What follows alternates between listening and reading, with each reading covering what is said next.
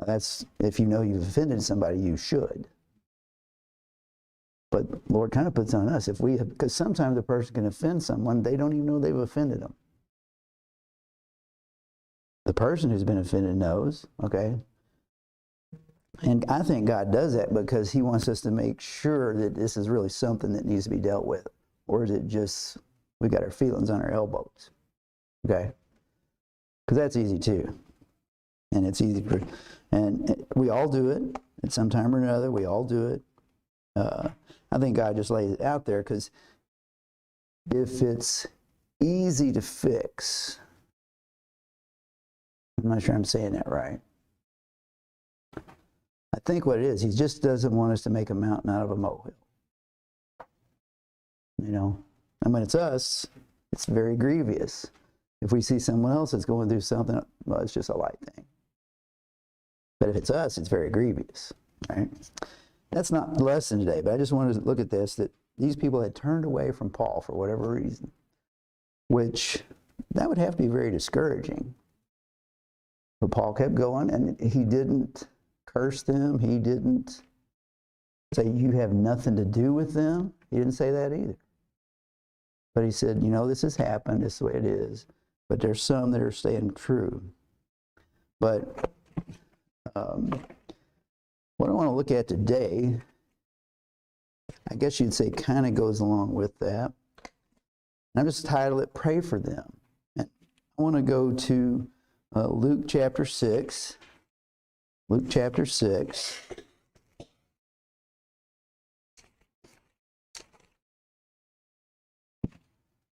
And these pages stick together real bad too. Luke chapter 6 and verse 27. But I say unto you which hear,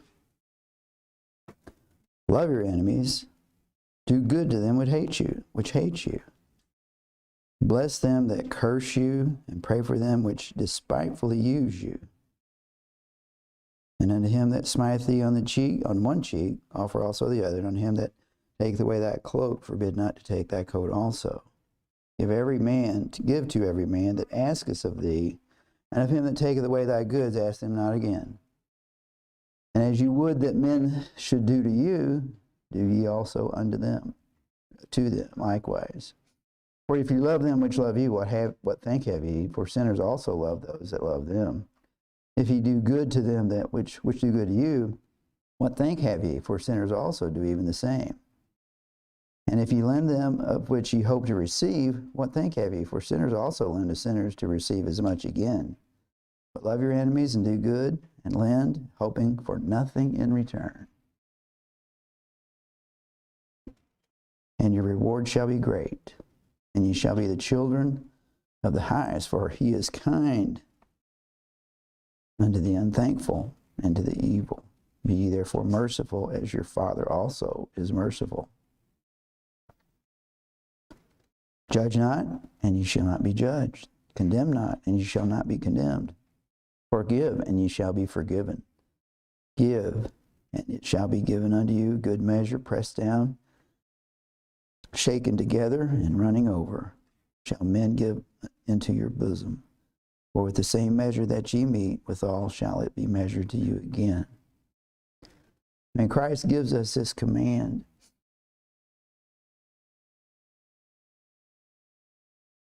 And that's exactly what it is. It's not a, if you feel like this would be good for you to do.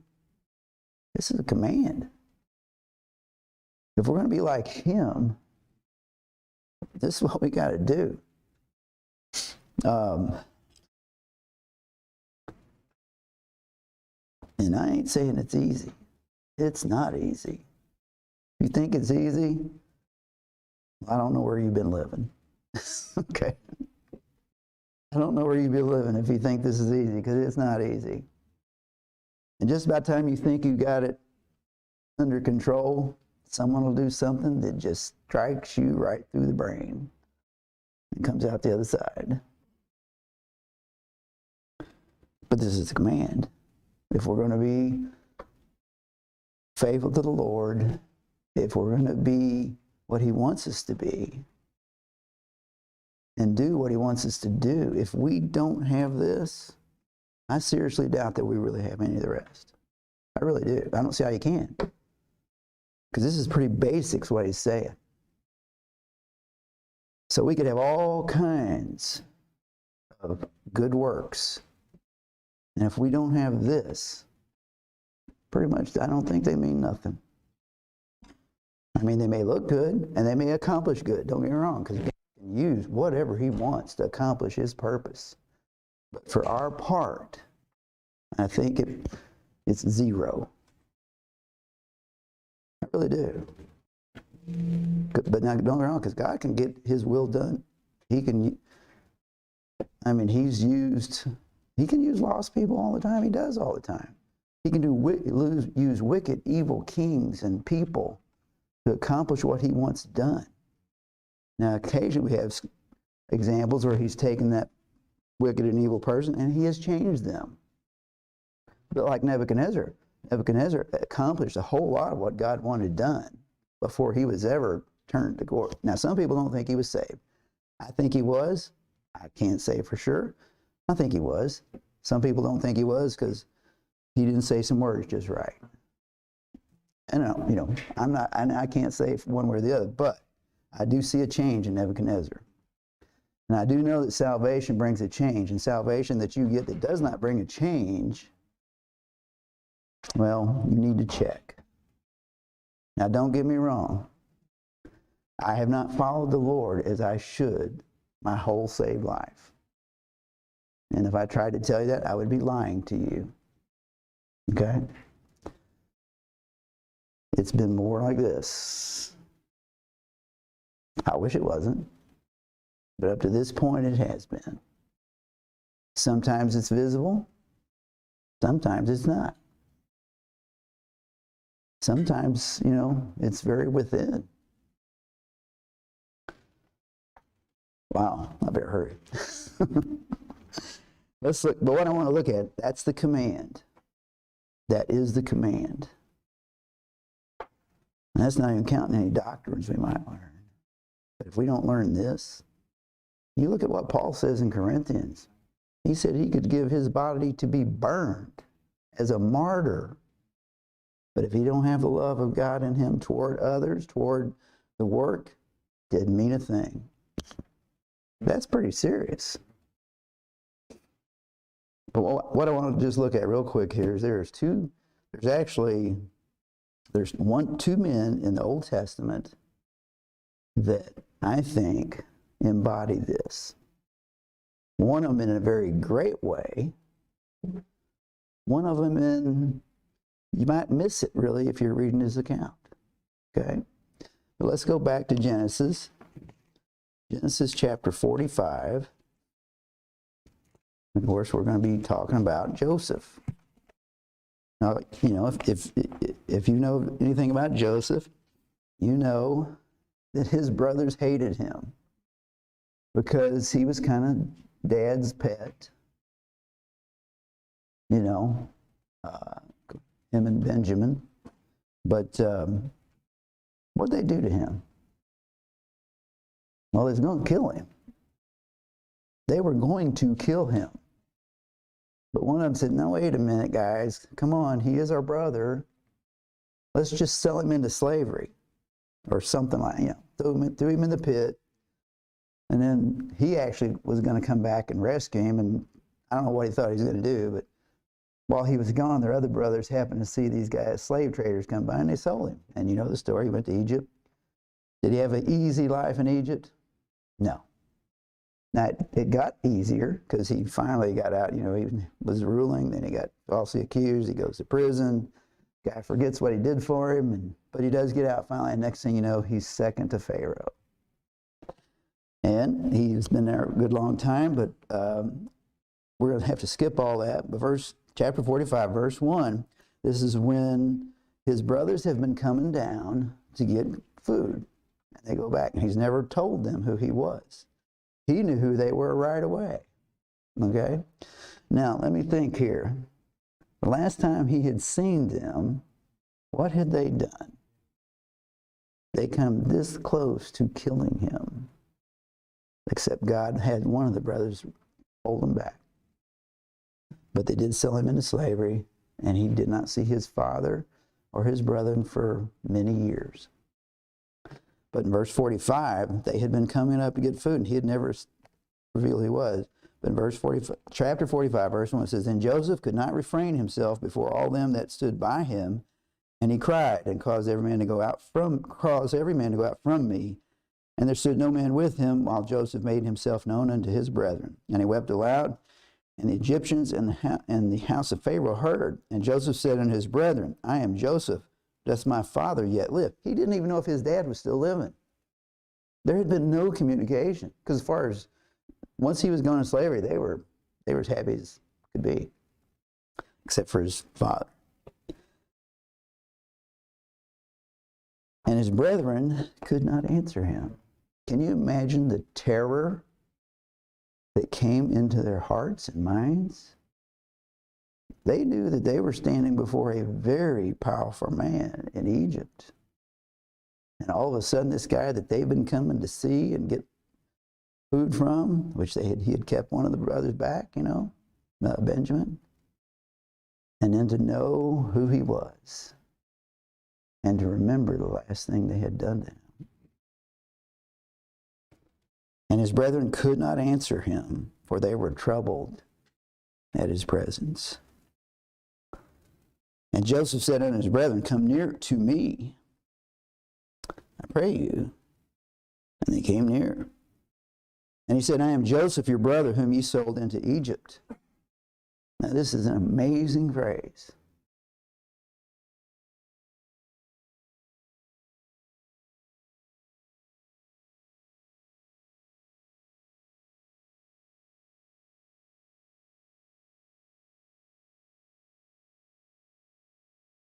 Oh, that we could do this.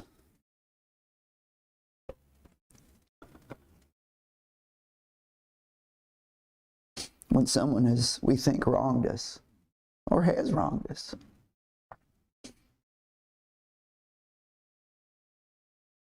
Now therefore be not grieved, nor angry with yourselves, that ye sold me hither. For God did send me before you to preserve life.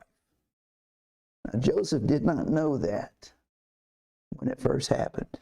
Joseph did not know that for many years.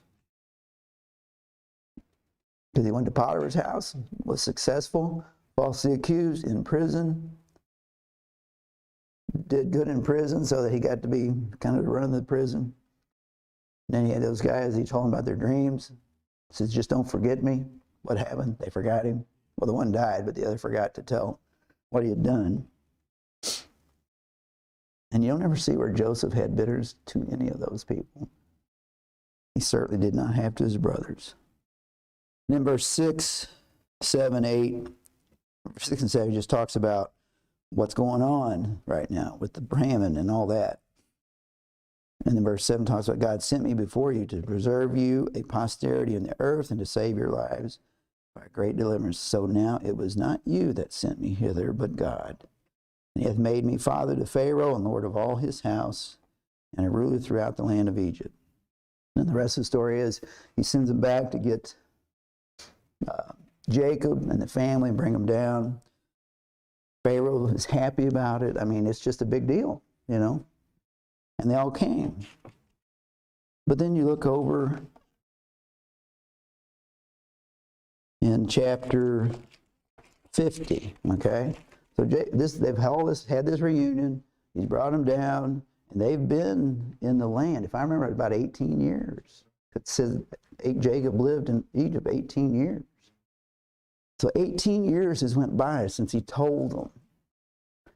God meant it for good. You meant it for evil. God meant it for good. He said, don't fear. Don't be angry with yourself. Tells them not to be angry with themselves. You'd think he would at least say, now you go ahead and feel bad about it and feel angry because you deserve it, but I'm not going to hurt you. But he didn't do that. He said, don't be angry at yourselves. That's astounding. That goes with what Christ told his disciples. It's exactly what Christ told his disciples. But here in verse 15, now mind you, 18 years has went by, and Joseph has not done anything to indicate that he doesn't mean what he said when they first came there. And when Joseph's brethren saw that their father was dead, they said, Joseph will peradventure hate us. Their guilt, what they had done, they didn't get over. You know, and I mean, it would be hard to get over something like that, knowing what you had done. It is hard when you've done something to get over it. Even when you've been forgiven sometimes, it's hard. And they were afraid. And they said, Joseph will peradventure hate us and will certainly requite us all the evil which we did to him. He said, he's going to get us now. Now that Dad's gone, he's going to get us. And they sent a messenger unto Joseph, saying, thy father did command before he died, saying, so shall you say unto Joseph. Now, I don't know if this is true or not. If it's true, I don't remember seeing it in the Bible anywhere. Maybe, if it's true, it's not recorded that I've seen. Forgive, I pray thee, now the trespass of thy brethren and their sin, for they did unto thee evil, and now pray thee, forgive the trespasses of the servants of God, of thy father. And Joseph wept when they spake unto him. He was sorry that they had not got over, that they didn't truly believe what he said. And he had to know too,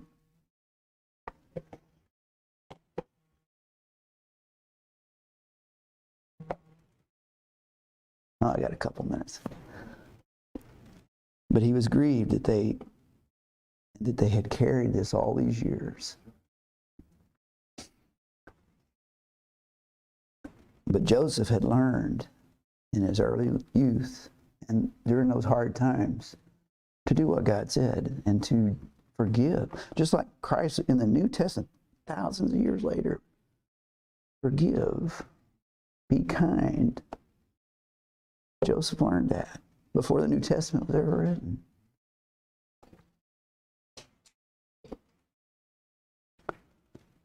And Joseph wept when they spake to him, and his brethren also went and fell down before his face. And they said, behold, we be thy servants. They still were afraid. And Joseph said unto them, fear not, for am I in the place of God? But as for you, ye thought evil against me, but God meant it unto good, to bring it to pass, as it is this day, to save much people alive. Now therefore fear ye not, I will nourish you and your little ones. And he comforted them and spake kindly to them.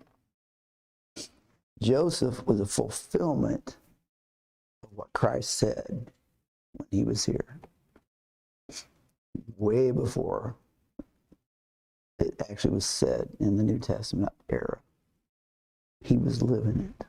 He lived it. Which, a lot of times people try to take the New Testament era and it's different from the Old Testament. It's not. God taught all these things through examples and words. It's just somehow we get it all, well, this is this, this is this. The one big thing that's different is that Christ actually came and died for our sin. And that's the New Testament.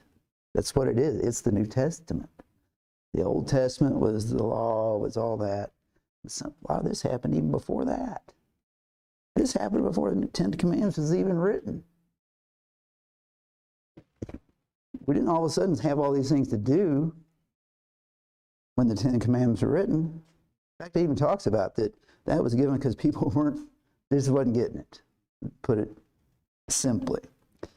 But Joseph didn't change. He meant what he said, and he did and followed through. Now, we got another little, and this one's different. This one's different.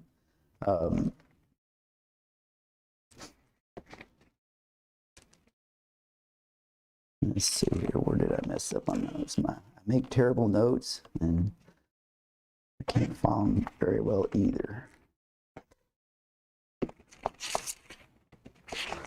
I don't think I did miss that.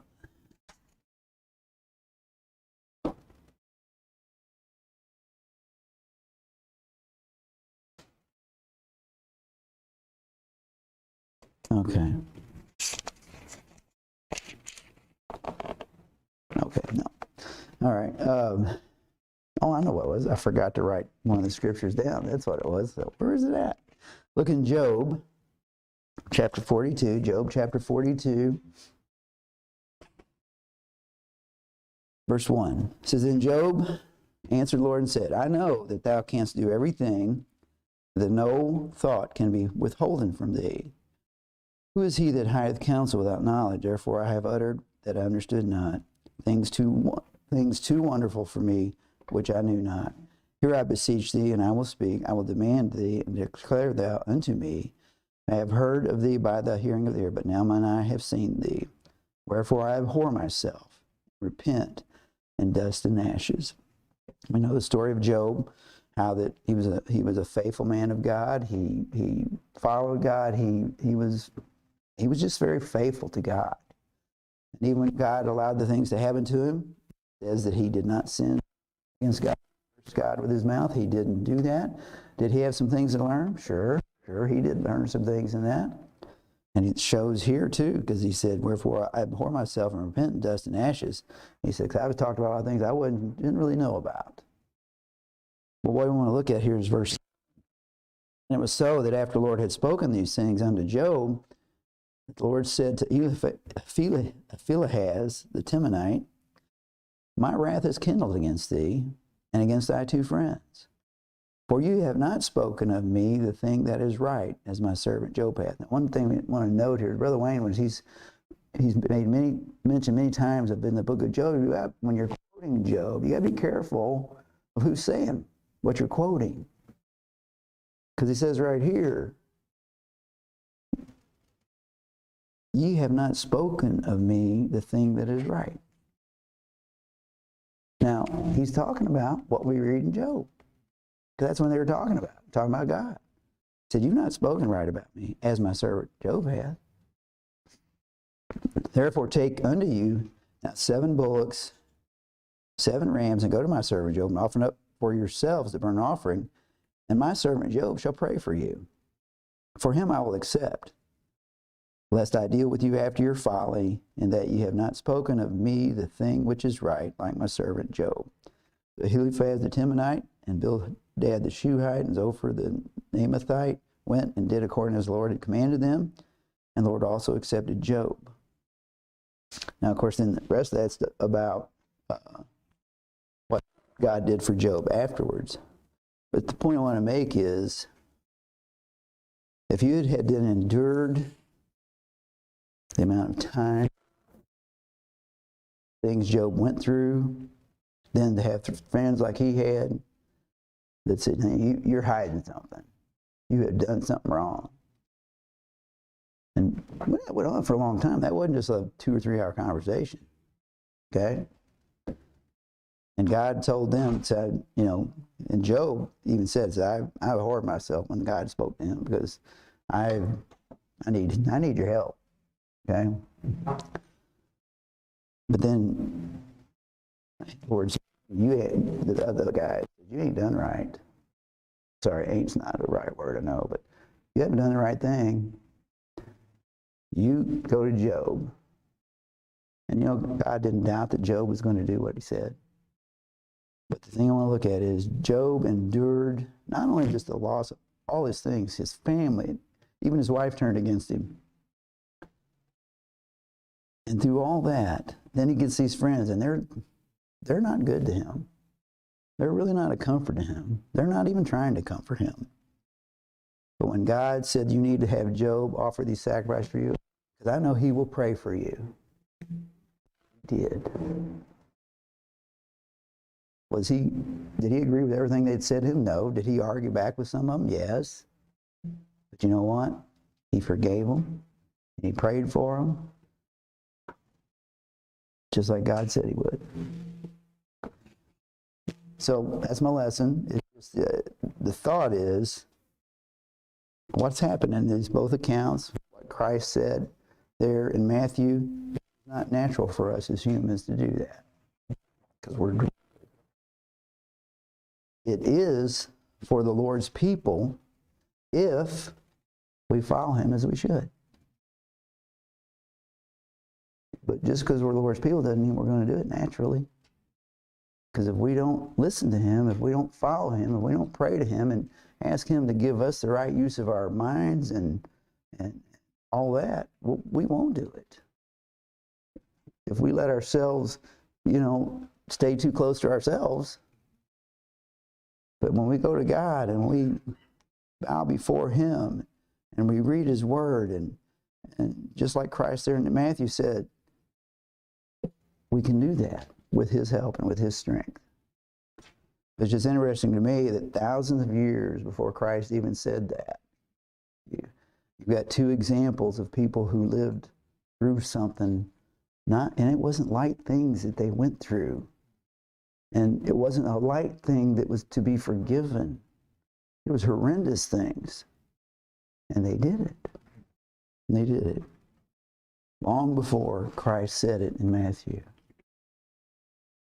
But that's what it is. That's the way it's supposed to be. When we belong to the Lord, we need to follow him like he says. Or as a saved person or as a church, we will be our own worst enemy.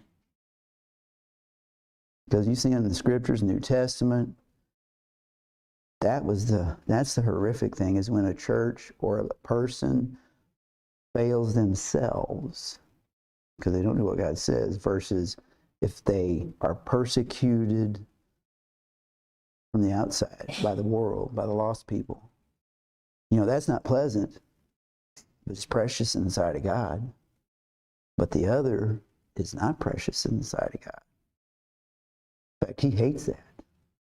If we're not loving, forgiving, he is not well pleased with us at all. Okay, let's stand together and be dismissed.